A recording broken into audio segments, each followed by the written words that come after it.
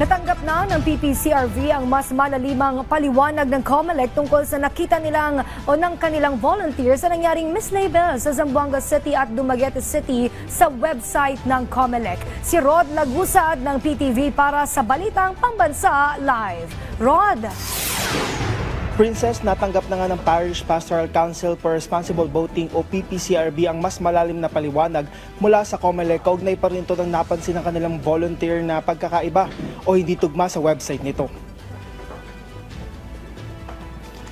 Ito ang sinabi ng case close. Ito ang sinabi ng PPCRB matapos na makapagbigay ng detalyadong paliwanag ang COMELEC sa kanila.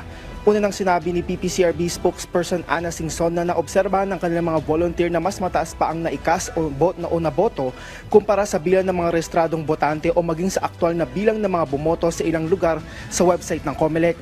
Base sa naging paliwanag ng COMELEC sa PPCRB, ang nailagay na unang datos ay ang bilang ng scanned ballots at hindi ang valid ballot.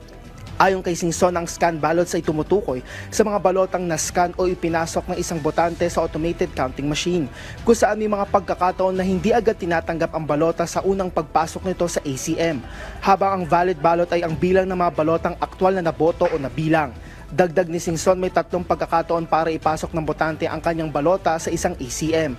Kaya anya maaring mas mataas ang bilang ng scanned na balota kumpara sa valid ballot. Ayon sa PPCRB, na itama na ito ng kanilang tingnan ito sa website ng COMELEC kahapon. Nakita ng mga volunteer ng PPCRB ang nangyaring mislabel sa Zamboanga City at Dumaguete City sa website ng COMELEC. Princess, base sa pinakahuling datos mula sa PPCRB, nasa 19,506 na ang bilang ng physical election returns na kanilang natanggap dito sa kanilang command centers sa Maynila. Katumbas ito ng 20.91% o 1/5 ng kabuuang bilang ng mga physical ERs para sa 2025 national and local elections. Princess. Maraming salamat, Rod Lagusad ng PTV.